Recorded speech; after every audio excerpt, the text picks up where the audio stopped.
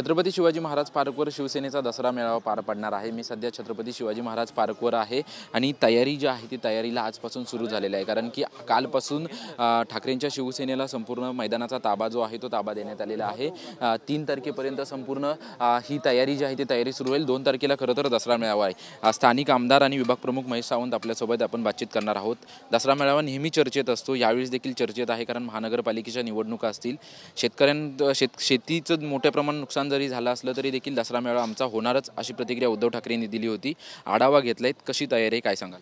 नाही, दसरा मेळावा हा आमचा पारंपरिक दसरा मेळावा हा उत्सव म्हणून आम्ही साजरा करतो, एक इव्हेंट म्हणून साजरा करत नाही आणि दरवर्षीचा कार्यक्रम आहे।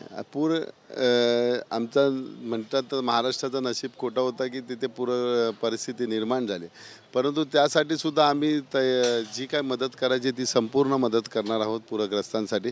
आता सध्या नवरात्राचे दिवस आहेत, सगळी धावपळीचे दिवस आहेत, तरीसुद्धा आम्ही दसरा झाल्यानंतर आमच्या तिन्ही विभागातर्फे जेवढं काही पूरग्रस्तांना पाठवता येईल, कपडे, धान्य, भांडी, ते सगळं आम्ही पाठवणार आहोत। आता सध्या शिवाजी महाराज पार्कवरती आपण पाहतोय की मोठ्या प्रमाणात चिखल आहे, गवत आहे। पावसाचं सावट नसेल असं म्हटलं जातंय, परंतु मग ह्या चिखलाचं आणि गवताचं कशा प्रकारे बंदोबस्त केला जाईल किंवा कशा प्रकारे मग तयारी केली जाईल? चिखल असेल, शिवसैनिकांची मग व्यवस्था कशा प्रकारे केली जाईल? चिखल गवत असेल तर गवत आम्ही कापून घेतलोच आहे, त्यामुळे थोडा पाण्याचा थोडा गवतामुळे जरा पाणी जास्त त्याच्यामध्ये होतं, तर ते पाणी जर बाकी आता पंप उद्यापासून आम्ही पंप लावायला सुरुवात करू, जेणेकरून जिथे जिथे साचलेला पाणी आहे तो खेचून घेऊ आणि बाकी आपल्या वरुण राजाची कृपा असेल तर ते मैदानसुद्धा सुकेल।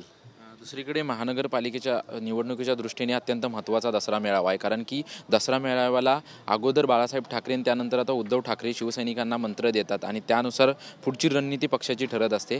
कशा पद्धतीने अपेक्षा आहेत तुमच्या या दसरा मेळाव्याच्या वतीने?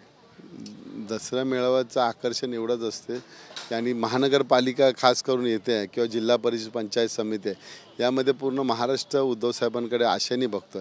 कालसुद्धा मराठवाड्यामध्ये गेल्यानंतर तिकडचे शेतकरी अक्षरशः त्यांचा हंबरडा फोडला आहे की रडून रडून त्यांना सांगवतं की सरकारमधून जी काय मदत येते ती त्रोटक येते, कमी प्रमाणामध्ये येते।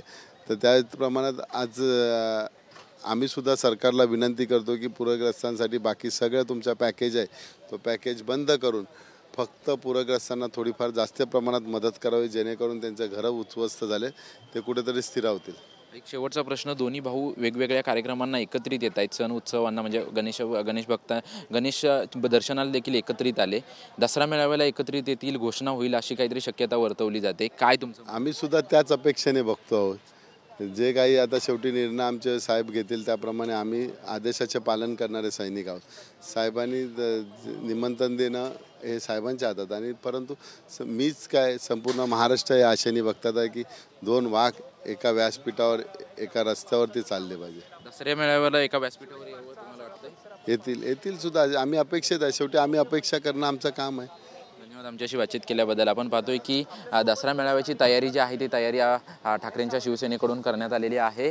या ठिकाणी सध्या स्टेज उभारण्याचं काम सुरू आहे, त्याचसोबतच कर्मचारी देखील या ठिकाणी काम करताना पाहायला मिळतात, कारण की पावसाचं सावट आहे आणि गेल्या 2 दिवसांपासून मुंबईमध्ये मुसळधार पाऊस पडत होता, त्यामुळे ठिकठिकाणी चिखल आणि पाणी जे आहे ते ठिकठिकाणी साचल्याचं आपल्याला या ठिकाणी पाहायला मिळतंय आणि त्यासाठीच उद्यापासून पंप लावून हे पाणी बाजूला काढण्याचं काम केलं जाईल आणि त्यासोबतच गवत काढण्याचं देखील काम केलं जाईल, असं आमदार आणि विभाग प्रमुख महेश सावंत यांच्या वतीनं सांगण्यात आलेलं आहे। परंतु दसरा मेळावा काही जरी झालं तर याच ठिकाणी होईल अशी प्रतिक्रिया जी आहे ती महेश सावंत यांनी दिल्याचं आपल्याला पाहायला मिळतंय। कॅमेरामॅन सिद्धेश नाईक सह निवृत्ती वावर, TV9 मराठी, मुंबई।